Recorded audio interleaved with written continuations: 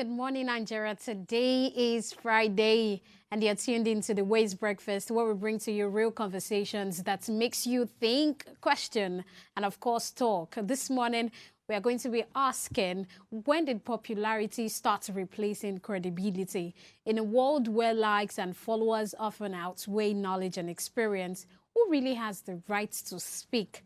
Is it by age, profession, or influence?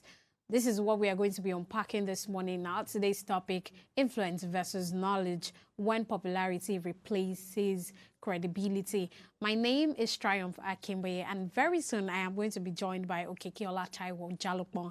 And together this morning, we are here to, separate the noise from the wisdom. Good morning, Nigeria. I trust we are doing well. How is this day going? Today is Friday. The weekend is coming.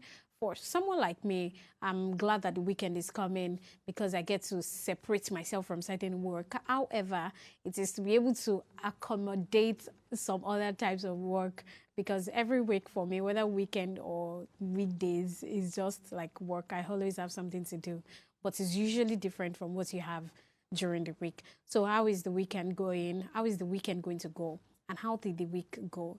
Today is the 5th day in the month of November.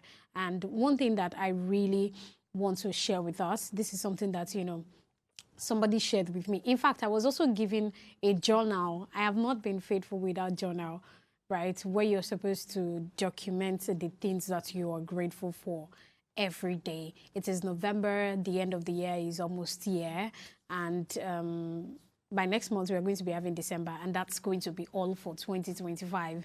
So really, it's a time to think about how you have spent the whole year. So if you're going to be documenting, you should document, you should remember, you should put down into detail, because sometimes you do not even know that there is so much that happens to you in 2025 beyond the things that beyond the challenges that usually cloud our faces, that makes us not to be able to see the things, the good things about life, or the good things that have happened to us, the goals that you've been able to achieve. This is why it is important for you to put these things down. Document, the things you're grateful for, the goals that you have been able to achieve. At the end of the day, at the end of the year, what really matters to me, and I think it should matter to you, is not about where you are or where you are not, but about was I able to crush that goals? Was I able to crush and crash that particular goal? That is what should be important to you. So document, put things down, and be grateful for everything and for every little step that you have been able to take this year. You were able to get a job, you were able to buy a house, you were able to get an opportunity, whatever it is, even to the little things. I mean, the person that gave me this journal mentioned something like the fact that you could wake up and lay your bed is something to be grateful for. So I hope you have been able to learn that from me this morning, and you're going to document the rest of the days in this year differently. So we are going to go on a very short break right now. When we return, we are going to be getting into the newspaper review, where we are going to be looking at what is trending on the front pages of the top newspapers. Don't go anywhere. We will be right back. Please stay with us.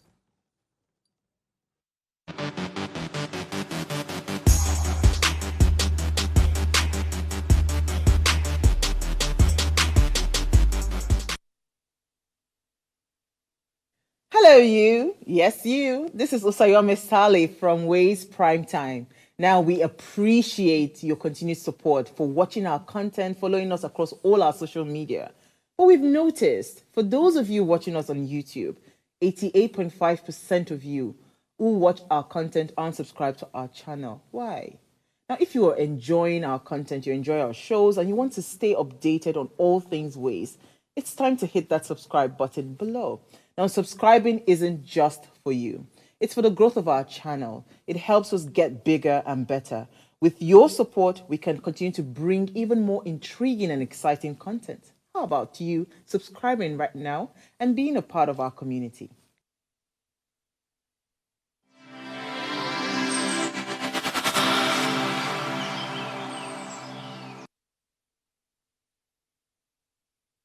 Tell us you're a Nigerian without saying a word.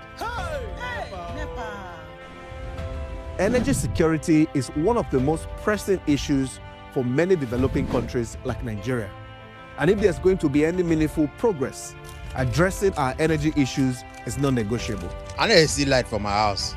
Make them do something. Band A is expensive. I literally have to turn off all my appliances just to reduce costs. We need light. Introducing the Energy Outlook, your go-to show for everything energy.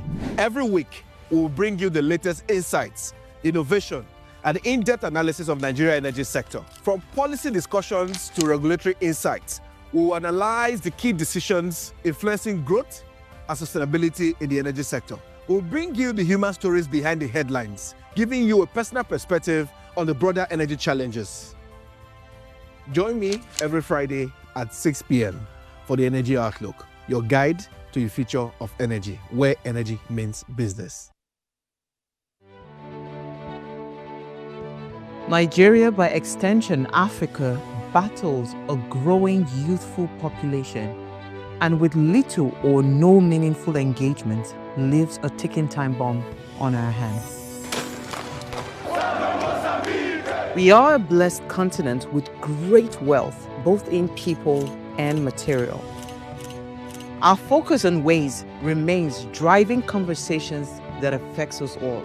Topics in the news, social concerns, politics, leadership, governance, empowerment, resource management, conflict management, finance, SME sustainability, technological innovation, food security, health, education, brain drain, our well-being, citizenship, and much more. Our goal is to continuously drive these conversations, keep them burning at the table to effect a positive change, both for our nation and continent. Ways, what are you saying, has a secret ingredient that completes the conversation every single episode, and that ingredient is you. Our past conversations shaped our yesterday. To shape our tomorrow, we must keep talking. So, I want to hear you.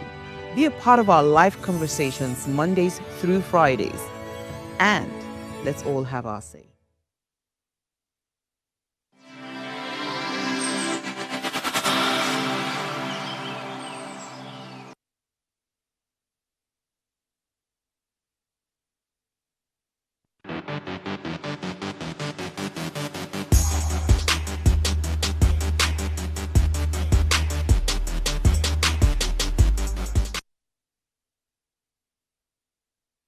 Welcome back. Remember that you are the main ingredient in every of our conversation. We would love to hear your thoughts on everything that we are going to be talking about this morning.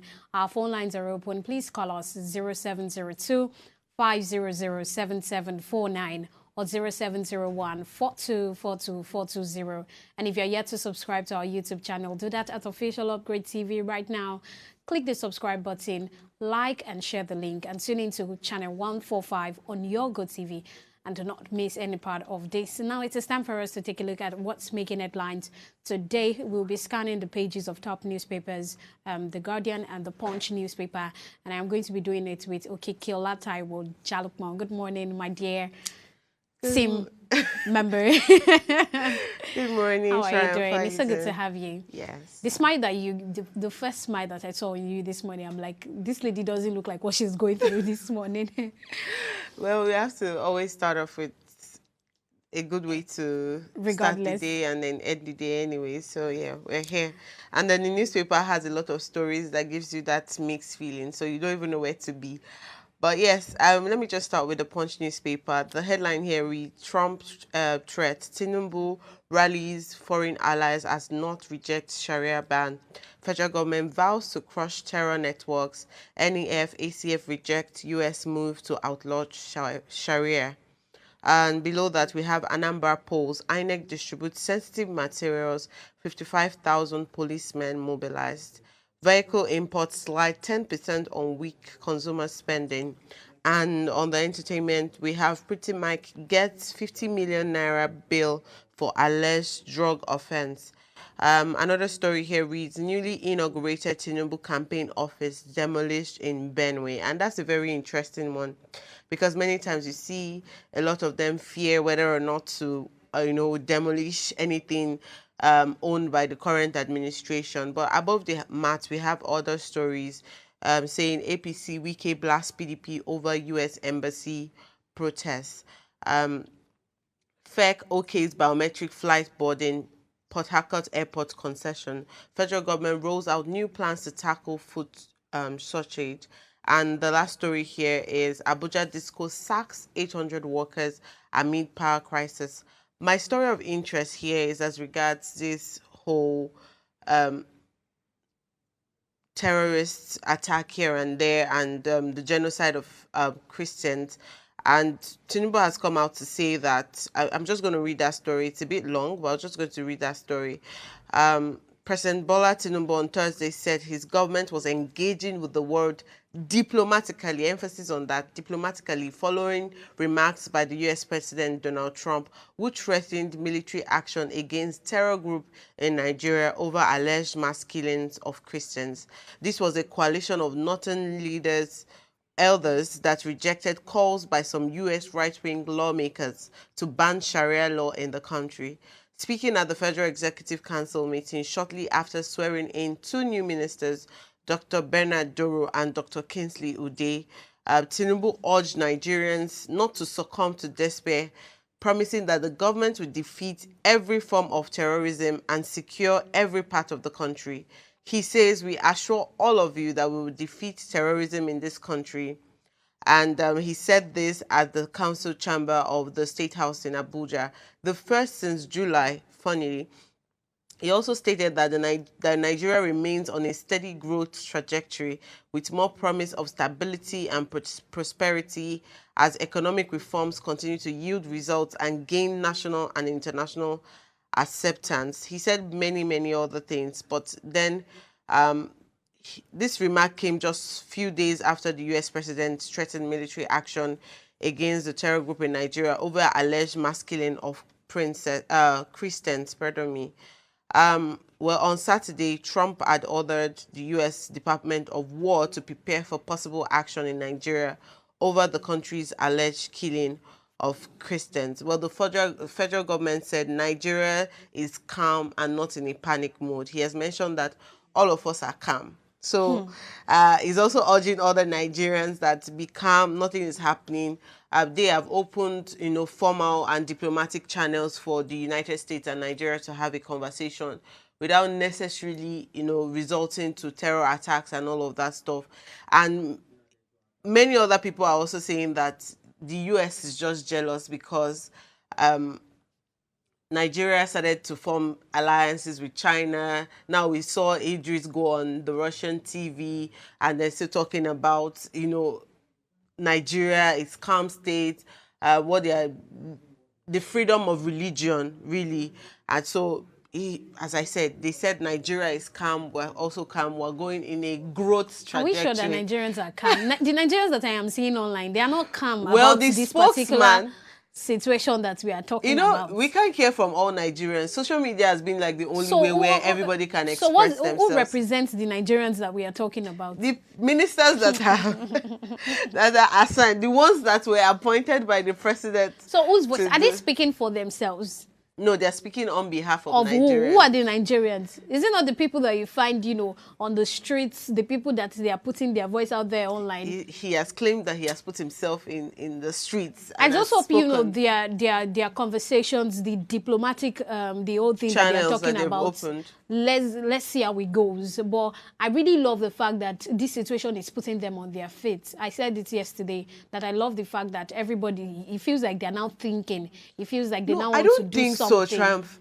Since the beginning of this conversation, so Donald Trump has made about 10, if you follow through, he has made about 10 tweets as regards this alleged genocide in Nigeria. We've only seen one video. And this one from yesterday, that's yes, two. That's just two. For a country being threatened with military action from another, or for a sovereign country being threatened by another country, you understand that they're going to be bombed or something like that. it's weird for me to see that there's just two stories about it or two statements about it. Secondly, I'm seeing northern leaders talking about how they are not fine with with Donald Trump coming to talk about banning Sharia law, and I'm like, that's not even the bone of contention. The whole idea about Sharia law is like another conversation too. Entirely. The terror attacks that we're having is like people are trying to paint it in a way that Islam in total is where the issue is coming from. But many times we have spoken about how people, you know, even in the US, I saw a video some days ago where they said, okay, somebody bombed somewhere and a few Muslims sat and was like, God, please don't let it be a Muslim, don't let it be. Then they mentioned a white man's name. And then the next day they said, but unfortunately, he converted to Islam the night before he went to do the bombing. So do you understand what I'm trying to say? So I don't think Sharia law is the problem here. I think the problem is with the terrorist attack, the insecurity in Nigeria, not about what the northern elders are even saying right now. Because now they're already diverting from all of the issues that's happening to, they are trying to ban Sharia law. Do you know that the story we did yesterday was Kaduna State's government coming out to say that they are doing a peace model to negotiate with terrorists. That is, they are now choosing peace to negotiate with bandits. I'm like, is this the situation? They are going to be giving education, healthcare to bandits. I'm wondering, just take a look at all this situation that we are having. You people are not saying anything. The only thing you are coming out to say, the state government's coming out. To be honest, I'm just wondering that was this. You know, Kiki, I was saying that it's even putting them on their feet. These two videos we are talking about, before US even came out, do you know they never addressed the whole situation? Thank you. That's what I'm trying to say. Even before that. It has not become a thriving business for bandits. Most people, most communities now don't even talk about whether they are being attacked or not. Why? They're already living alongside. They are helping bandits, terrorists to even hide ammunition, you know, farm and do all of these things. The more you continue to negotiate with terrorists, the more you are putting the security, you know, the security safety or safety of your citizens at risk, because there's always going to be more. It's just like the devil giving you one thing and you are expecting that the devil should be satisfied with what you have given. There's always going to be demand for more. There's always going to be need for more. So the more we continue to negotiate with bandits, with terrorists, the more we are putting our citizens at risk. Whatever bags of rice and the way we address issues just tells us the reason why we are where we are as a country. Two statements in the last few days from the president and all of the ministers and all of the northern leaders that are coming out to say something else. They're saying anything. Let's even move away from that story. I mean, this is something that I also wanted to talk about on The Guardian, but I'm glad that we've been able to talk about that. But I'm just going to take a story in The Guardian News, and then we'll just talk about it briefly because of our time. And that's in the fact that there's this story on the front page that says 68% of electricity consumers bypassing prepaid meters. It's not a lie. I don't understand. Do you mean people are bypassing prepaid meters? How? I will tell you for for a fact that it is not a lie. So many times Nigerians will always find a way. So because of I won't say that it just started happening now. It's been there for like a long time. I had a friend who was a NEPA official, so many times there's always a complaint. You know, there's always the side of the NEPA. We know that all we do is cut NEPA officials, that you took this light, there's no light. But then I've also heard the side of someone who is going round, like the field agent, where many times when they go to maybe a whole street, maybe half of the street or more than half of the street, have actually bypassed their meters to get direct light so that they can avoid paying for electricity. But because most of these NEPA officials know when there's illegal tapping here and there, they have been able to address that issue.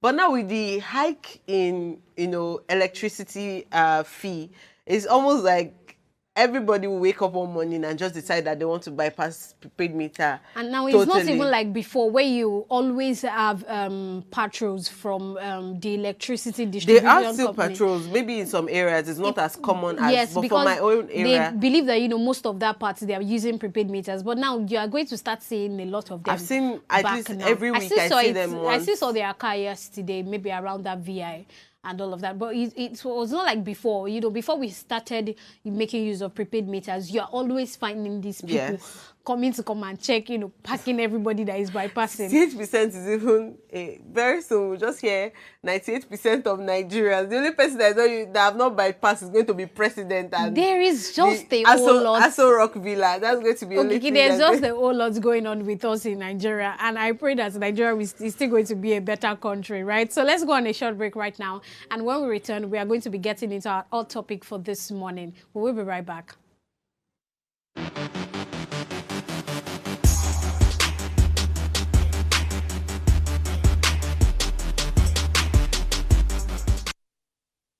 Tell us you're a Nigerian without saying a word. Energy security is one of the most pressing issues for many developing countries like Nigeria. And if there's going to be any meaningful progress, addressing our energy issues is non-negotiable. I need to see light from my house. Make them do something. Band A is expensive. I literally have to turn off all my appliances just to reduce costs. We need light. Introducing the Energy Outlook, your go-to show for everything energy. Every week, we'll bring you the latest insights, innovation, and in-depth analysis of Nigeria energy sector. From policy discussions to regulatory insights, we'll analyze the key decisions influencing growth and sustainability in the energy sector. We'll bring you the human stories behind the headlines, giving you a personal perspective on the broader energy challenges. Join me every Friday at 6 p.m.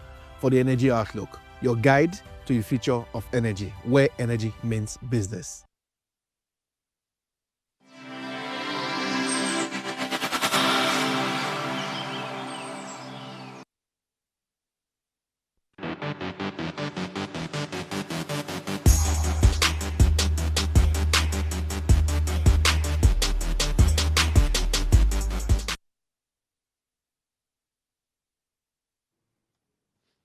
Welcome back, our dearest viewers. In today's world, everyone has a platform, and with a phone and a social media account, it feels like anyone can share their opinions on just about anything.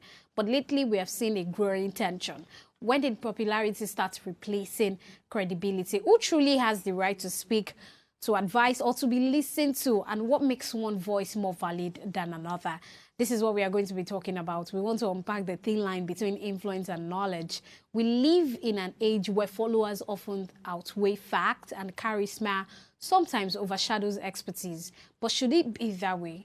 Is it by experience, education, faith, or simply a matter of who has the loudest voice online? We have seen several recent examples that highlight this debate. From Maraji's case, where a man's honest expression about being overlooked after his wife gave birth sparked divided opinions, very serious thing, to Regina Daniels, who once gave relationship advice and is now being questioned over her credibility amid reports about her marriage. And even the pastor who stirred up social media after saying women shouldn't use period pain as an excuse to skip certain duties. Each of these moments has raised the same question: who gets to talk and who should stay quiet? Now, we are going to be having this conversation, of course, with, with my lady, Okikiola Taiwo Jalopon. Again, this topic, they fear me. Honestly, but we really need to talk about it, because it feels like everybody can put a camera right in front of them, but to me, it doesn't measure for the kind of wisdom that you should operate. It feels like at the end of everything, because by the time people start saying things, I'm wondering that who even gave you the right to use social media? I think one of the things that we as humans have not come to accept, or some humans have not come to accept, is that we are all opinionated. We always have something. We always have a view. We always have a view about something, about an issue, and that's why most of the time we have conversations about whatever events that happen, be it good or bad. Now, talking about even, let's start citing the examples that you laid about Maraji's case. The guy came up to say that, oh, nobody gave him pepper soup, pap, and all of these things. And personally, I also felt like you will not realize that the woman is getting treated that way, not because of the marvelous person that she is, but because of the sensitivity and the vulnerability of that face. That's why I would say it many times that my older sister, before she got pregnant, my mom, it was just like a mother to daughter thing. If she comes back from work and she's really tired, my mom be like, sorry, you'll be fine. Go and look for something to eat. But the moment my mom knew that, okay, she was carrying a child, just say, you're supposed to have come back by now. You know that you're carrying a child. And then when she arrives, there's already food waiting for her. It was more about the child that she was carrying. Never really about, so, you know, as the hosts, they have to take care of the host for the what is growing to. So I know that they should pay more attention to men because they also go through a lot of mental. Before you situation. finish what you want to say, do you know that from what you just explained now, I can also say that Maraji's immediate reaction is not also from the place of the child. It was from my own place because that is why I said that we are all opinionated. Now we're talking about men's mental health. Funnily, November is even Men's Mental Health Month. So me talking about men's mental health now, someone somewhere might not even agree with what I'm saying. Why? Because the person also has his or her own opinions, just like the way I have mine right now. And as I've said, there should be more attention paid to, not more, there should be a level of attention paid to men, especially during the delivery phase or during the pregnancy phase. Because in that state, the men are expected to figure out paying for the hospital bills, figure out making sure that the wife is all right. And you see the same women that will say that they must stay with them and support them all through. It's something like a must. You know, sometimes... okay, it's a must for some women. There's this culture that we have wrapped around when you are pregnant. You have to be craving, disturbing, you know, just for the person to know that you went through a lot. You know, that kind of thing, when you know that 9 months was something for me. So there's this culture that we've wrapped around women. Your mother will hear, your father will hear, his friends, their friends, her friends. Everybody. So that's why I said that there should also be a level of attention paid to men. Maybe the way he painted it was why many people came after him that, okay, why don't you go and give birth for that 9 months? Why don't you go and do this? Also, it also brings us back to why we don't understand certain roles, gender roles. We are trying to abolish certain gender roles where we say man is supposed to do this, woman is supposed to do this. But there are certain things that is just stuck somewhere. Immediately you are pregnant and you are married, you're expecting that your husband would prepare for medical bills, isn't it? It doesn't make you any less of a woman or not supportive. It's just that somewhere in your head, you already know that baby things is going to come from the man. Even if you're going to buy anything, it's just little here or there. So the idea that anybody can set up a camera and say something just comes from the fact that we are all opinionated. Regina Daniels that was giving marriage advice before is the one that is coming. All of a sudden. In Ned Walker's house, I am a whatever, but in my house, I am a queen. That kind of stuff. It became a TikTok trend because same people who were supporting her started mocking her. So at the end of the day, if you set up a camera and say something, the result of or the consequence of what you have said is really up to you. Now, this is the part where I get issues with the point that, you know, it is very easy for anybody to set camera, but there are lots of consequences, you know, attached to this camera that you just set. Do you know that the report might not be able to come out, but honestly, do you know that Ned Nwoko, you know, Papa Ned Nwoko, and then Regina Daniels, as at the point where they were coming out to present a marriage that was going great, do you know that this particular example, because of the kind of influence they both have on social media, in politics, would have affected some marriages? They might not be able to come out to say it, but I might not be somebody that once I see something on social media, I just take it and then I make it become my own. But it is not like that for some people. Once some people see something, they become that thing. They start doing that thing. Now imagine seeing them in this type of situation. Meanwhile, maybe, for example, you are in a relationship with somebody that is younger, and then you're already comparing that. Look at Regina Daniels, see something like that. Because you cannot tell me that kind of issues have not happened in certain homes in Nigeria. Influence is a very big thing that we would not be able to necessarily cover. Or we cannot tell how far or how slow it will go, right? Because most of the time, some people even have 30 followers, and one of that follower is a king. Very faithful, very... we're even talking about popularity. To some people, between that, there are 5 followers. There's one person that, this is my idol. I cannot do without this person. If this person says jump into the well and never come out, that's exactly what they would do. I agree with what you just said, because I have experienced it. I have seen it. Even with not having like lots of followers, you will see some people that they are very faithful. They are very committed to you. And anything you will say, thank you for that thing that you just dropped. And then you know that you have said rubbish. So it's just like this Regina Daniels situation has become a very has sparked many debates from even people who have had 20, 30 years in their marriages, and they have also explained the ups and downs of marriages, of social media, of even giving an opinion about what to expect, you know, in a marriage. I remember that video was one of the first issues that she started having, that if you kill your husband, you know, go suffer, that kind of thing. For me, I would have felt that maybe she doesn't, you know, when you don't care about society, you just want to do anything because it was a trend.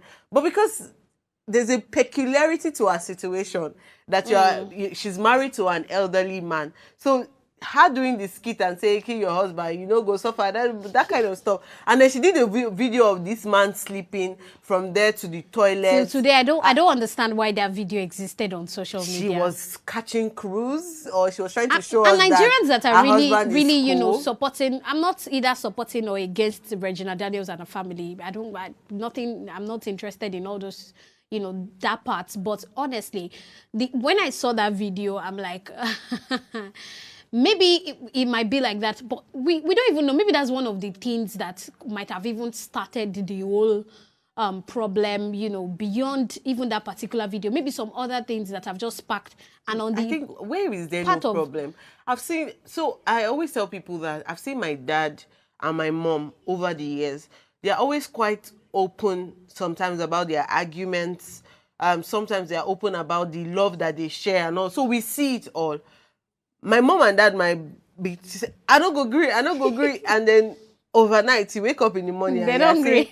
darling, what do you want to eat this morning? I'm like, Sometimes when we even try to come between them, I'm like, okay, mommy, this is the point that daddy's trying to make. Daddy, this is the point mommy's trying to make. They will go and settle her, and we're going to be the one that's going to. It's the same thing with social media. If you bring, just like they came out with their arguments or they came out with their love in whatever situation it was, that come and see us, so we all saw it. In our mind, everybody was interpreting it the way they were supposed to interpret it in their heads. When they started fighting, like, no answer these people. Before you know it now, they will settle and they will put us in the middle. It's the consequence of what we have seen over the years. So it applies the same to social media. The consequence of what you have said over the years, the consequence of what you have done, the cars you have showed, the love you have showed, the arguments you have showed, the freedom you have showed, is bound to show. People will talk. That is why you have over 200 million Nigerians. And that lady has over 15 million following. People that are following her, they are over 15 million. That's a whole lot. With this issue, let me tell you something. This is how beautiful social media is again. With this issue, so when we're talking about popularity or credibility, forget Nigerians, you know, credibility no concern them. They won't be saying, if you did popular, I want to follow it and do something. So now, with this whole issue, many people have unfollowed her. Many people have also folled her. That's right.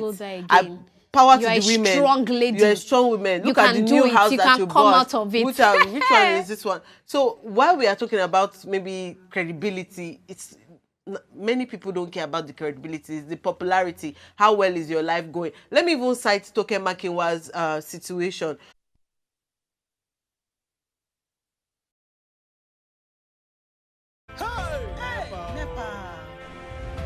Energy security is one of the most pressing issues for many developing countries like Nigeria.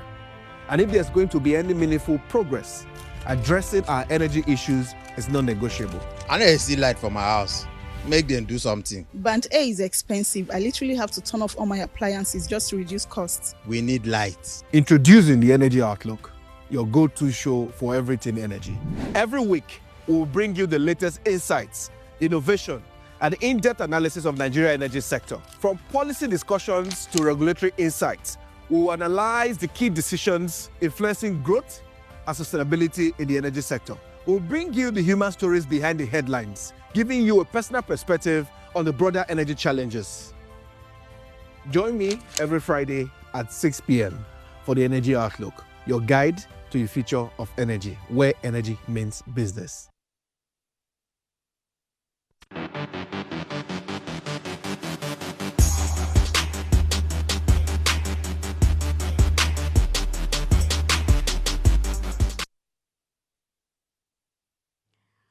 Welcome back. We are looking into something that is already causing a lot of tension on social media. We are trying to look at who really has the right to speak, who has the right to an opinion. And Okiki made us to understand that everyone is opinionated. However, I still do not agree that anybody can just set camera, whether you have a large following or not, whether you have one follower, or whether you have over 10 million or 1 million, but that is not true to what we have. Everybody feels like I have an opinion to whatever it is that I am saying. But before we go into some of the examples that you were trying to discuss about, we mentioned one during our break. There's something I just want to get straight. Are we trying to say that large following does not account for wisdom?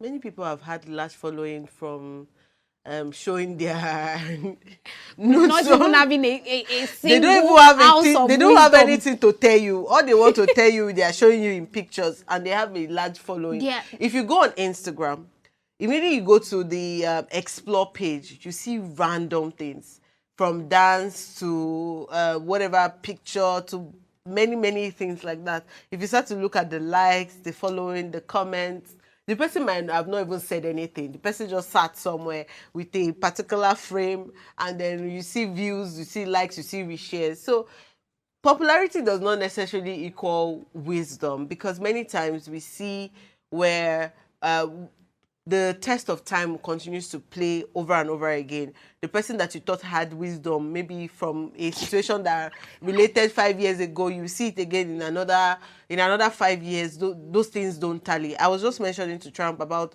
even Tinubu's president's tweets 5-10 years or ago, even interviews 5-10 years ago. If they bring back that interview again, where it was countering Jonathan as regards his reforms and policies, now they're asking that you that complained about this thing 10 years ago. What are you doing now? What are you doing now? So at the end of the day, it's still on, is it wisdom? It's just the heat of the moment. Everybody making nobody say 2025 and not talk something. I said something. And I just wanted to quickly highlight something about how our social media presence or our wash now, where they want to try and the kind of things that you say about your country. So if they see that maybe as a Nigerian, you have said that let them even come and bomb this whole country and let all of us just die. If you're going to travel to the United States or to the mentality is that you remain small like this, you will be terrorists, because if they give you the bomb, you might just actually do it. So now the people they're already asking for your social media handles. They're checking your social media blueprint, the things that you have tweeted, the things you have reshared, the things that you have said. So at the end of the day, whether you are a popular person, whether you are tweeting for credibility, if you know that your life is ahead of you, that means that at the end of everything, mindful. Not everybody has the right to say anything you want. You can't say anything you but want. You can retweet what somebody said. Well, because they will even say that you're even retweeting that particular post. That means that at the end of everything, not everybody has the right to speak. Not everybody has the right to comment. Some people don't even have the right to hold the camera. But you see tweets. You see in the comment section, some people start a whole different war in somebody's comment section. Under a video, by the time you're going to the comment section, and then you're wondering what's going on, it's even different from what I am saying. But for somebody that has not been able to live through, when you say that someone who has not lived through can give an experience, and they will still be valid about it. Like, for instance, a single person talking about marriage, a man talking about what a woman is going through. A married person, you are just married 1 year, 2 years, 3 years. You are giving advice on longevity in marriage. Do you think people should actually give their experience on these things? Because we cannot overrule the fact that can stand the test of time. So necessarily, wisdom is not necessarily what you have lived through. Sometimes it's other people's avoiding boss because somebody last 10 years, every time I enter bus, something usually happens to me. That could just be seated somewhere at the back of your head because that's their lived experience, even if you have not experienced it. So I know that sometimes there's the credibility in some of the things that people say, whether they have lived it or they haven't, or they have had someone that has lived it. It's just like it's somebody talking about their grandparents who had cancer and then died. The person will also be talking from a place of experience. Maybe not facts in terms of medically, but the person will be talking from the experience that the person had, cold shoulders, maybe pain in the morning, pain at night. That will help somebody who has noticed that somebody that's maybe has not been able to diagnose that that's what they are having, to say, okay, somebody mentioned that these are the symptoms that they saw in their grandmother or in their grandfather. So are you sure you don't want to get yourself checked? So people should still talk if they feel like they have the information that will help other people or that would educate other people. But if you know that you have nothing to say, keep quiet. Just zip. Just keep quiet. Like, zip, I am begging. Like, this is a personal appeal. Put padlock like this. Put the key. You know, by the time you look into the Bible and then the KJV way, say, I beseech you. I beg, just keep quiet. Because you mentioned something as regards people not able to get certain jobs, or people even losing their jobs because of what they have put out there. I remember a particular story of a man. They brought out his tweets, and you know, that thing that social media will not forget. People will not forget you. If you like, delete it. If you like, delete it. You'll be shocked that somebody took a screenshot as at the point it was there. Now, let me give you an instance. So there is this particular, my sister will always say something like, she will just call me that, Triumph, this particular person has changed shape. She usually called the person shapeshifter, because on the person's bio today is a doctor. Tomorrow is another thing. Is whatever you say. He's a lawyer. Today he's posting about his vlogs from maybe like some interviews that he did in Ghana, and then by tomorrow is another thing entirely. He's showing the shege that is happening in maybe Nigeria. I think you are wondering that's what's going on. Why are you changing shape? Why are you changing image? Why are you changing who you are? It feels like you're a CV, you can get everything done, and he put it there, and then I think eventually he now found love, or maybe his mindset now changed, and then he's putting something else. And then they bring the old thing together, and you're putting it side by side. Are people still going to be... People have the right to speak or not, credibility or no credibility. Sometimes there are people who have to deal with these people directly. I agree. I am dealing with you right now. I don't know what you have put online 10 years ago. By the time social media wants to advise... You find my favorite picture there. By the time social media wants to advise now, they don't know. But it's social media that will remind me that this person, you better run away from this particular person. But everyone has a right to speak. It's okay for everyone to say something. However, we cannot take away the fact that it is affecting us. Let's talk about the recent video. Although one thing that I've also realized about people when it comes to online is that sometimes people are not even calm. Get the context of the message. What is this person saying? Ain't nobody got that time. So people don't have, Nigerians don't have the time. All it takes is ready to strike. See, do you know where I found out that Nigerians are, or we as Nigerians, we are weird people, was when this AI trend came that a cat will marry a dog and then give birth to a pig. And then you don't see over 153 million views. Millions of views. You see millions of reshares. That's where I knew that we have a problem in this Nigeria. So if somebody can pick up something, and even when this ChatGPT CEO came out and said, Nigerians, can you try and stop telling ChatGPT thank you, or say can you well done, can you just go straight to the question or get an answer? It was that same face Nigerian started having conversations with AI and say, do you like me? Are you my favorite person? So at the end of the day, we just like to go like, we will see popularity, we will see credibility, we will go this way. Sometimes we'll not even go that way. We'll just go anyway. Enter the world that it's only me that have to be different. If we even look at it, ChatGPT, AI, maybe sometimes when you want to drop an opinion, this is just to give certain people who you know that you don't have anything good to say. Go and type that thing that you want to say. Go and type it on ChatGPT. Or great thing is that ChatGPT will even allow you to do a voice note. Type it and ask ChatGPT, this thing that I want to say. Does it make sense? Did he expose common sense inside the talk that I want to talk? If he did not expose common sense, delete it. Save ChatGPT the stress to even have that thing in his memory and delete it. And then go and sleep. That should give you peace of mind. If not, you see the way we used to drink juice and carry water, hot water, let it burn your throat. Let it burn your throat downwards so that you can swallow whatever hateful comments, whatever bigotry, whatever misogyny, misandry, whatever thing. Just the way our government has said that Nigeria is calm. Calm down. I know you are angry. I know the whole situation does not make sense to you. But really, calm down. Maybe you should even try to watch that video to the end. Maybe the person is still at the intro level. Our attention span is terrible. You cannot give, if you pack 10 Nigerians together and give them each a book, at the end of the day, maybe 2 people will finish the book out of interest. You even said 1. I'm even giving them the benefit of that maybe 2 people from the influence of the first person, maybe the second person will finish. But the rest of them, front, back, and middle, that's if they even decide to do the middle, it's front and back. Judge a book by its cover. That's and then they'll come and give the book review online that I read this book. In summary, follow Uno Road.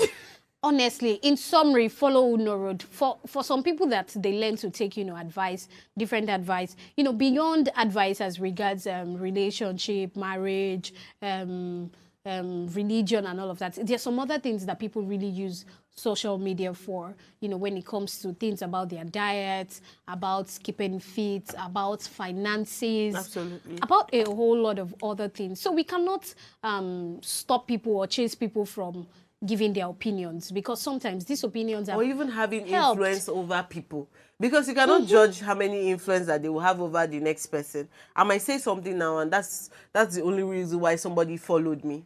And then that's the kind of thing that they want to see. And if I don't ever talk about it again, they will not follow you. It's stuck in that person's head that this person said this. That's why it's easy that when you now say something contrary to what you said in the beginning, the person will be able to go and bring it out, because the person already screenshotted it that this is now my mantra, my daily mantra. And you now come and say the mantra is not mantraing again. No, they'll bring you out. Wow, we've had such an amazing show. At the end of the day, influence may open doors, but knowledge is what keeps them open. We live in a world where everyone has a voice, but not every voice carries wisdom. Choose what you want to follow. Choose wisely. Choose wisely. So popularity can draw attention, but credibility earns respect. Just like we see some people that, regardless of whatever they talk about, people still believe so much in them. So in whatever you're doing, influencer, professional, or simply someone with an opinion to share, just remember that what you say matters, and how we inform you matters. Thank you so much for joining us. We'll see you again on Monday. Bye for now.